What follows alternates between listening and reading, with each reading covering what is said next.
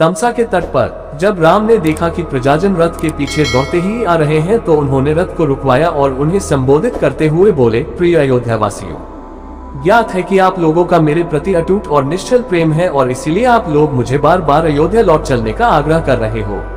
यद्यपि आपके इस प्रेम को टालना मेरे लिए अत्यंत कठिन है, किंतु मैं आप लोगों से आग्रह करता हूं कि आप लोग मेरी विवशता को समझने का प्रयास करें। क्या आप लोग चाहेंगे कि मैं पिता की आज्ञा भंग करके पाप का भागी बनूं? मैं जानता हूं कि आप लोग मुझसे वास्तविक स्नेह रखते हैं और ऐसा कदापि नहीं चाहेंगे।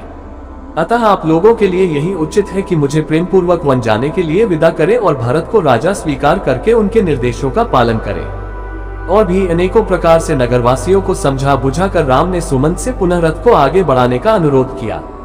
कुछ क्षणों के लिए राम के कथन का प्रभाव प्रजाजनों पर पड़ा, किंतु रथ के चलते ही वे फिर से रोते बिलखते रथ के पीछे चलने लगे।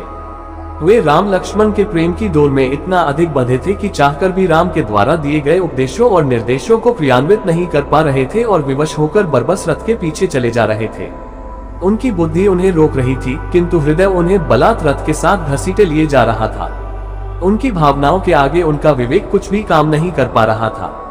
अपनी बातों का उन पर कुछ भी प्रभाव न पड़ते देखकर राम ने सुमंत से रथ को और तेज चलाने की आज्ञा दी और रथ की गति तेज हो गई।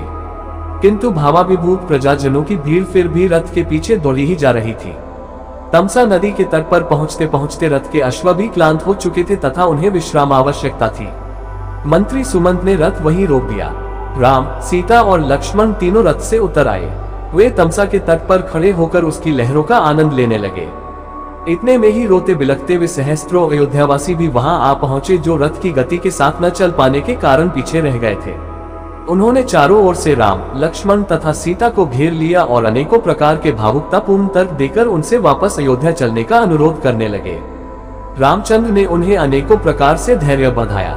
उनके कुछ शांत होने पर रामचंद्र ने प्रजाजनों से प्रेम पूर्वक आग्रह किया कि वे वापस लौट जावें। राम तथा प्रजाजनों के मध्य संवाद अबाध गति से चलता रहा और रात्रि हो गई। भूख प्यास तथा लंबी यात्रा की थकान से आक्रांत अयोध्यावासी वहीं वन के वृक्षों के कंदमूल फल खाकर भूमि पर सो गए।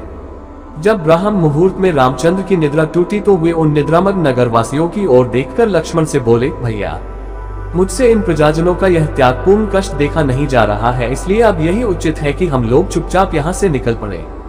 अतः हे लक्ष्मण, तुम शीघ्र जाकर तत्काल रथ तैयार करवा लो, किंतु ध्यान रखना कि किसी प्रकार की आहट न हो, वरना ये जागकर फिर हमारे पीछे पीछे आने लगेंगे। राम के आदेशानुसार लक्ष्मण ने सुमंत से आग्रह करके रथ को थोड़ी दूर पर एक निर्जन स्थान में खड़ा करवा दिया। पुरवासियों को आभास तक नहीं मिला कि कब वे रथ में सवार होकर तपोवन की ओर निकल गए। पुरवासियों की निद्रा भंग होने पर वे सब उन्हें ढूंढने लगे और रथ की लीक के पीछे पीछे बहुत दूर तक गए। आगे जाकर मार्ग कंकरीला पथरीला हो गया था, इसलिए रथ के लीक के चिन्ह दिखाई देना बंद हो गया। अनेकों प्रयत्न करने पर भी जब वे रथ के मार्ग का अनुसरण न कर सके तो निराश होकर वे विलाप करते हुए लौट पड़े।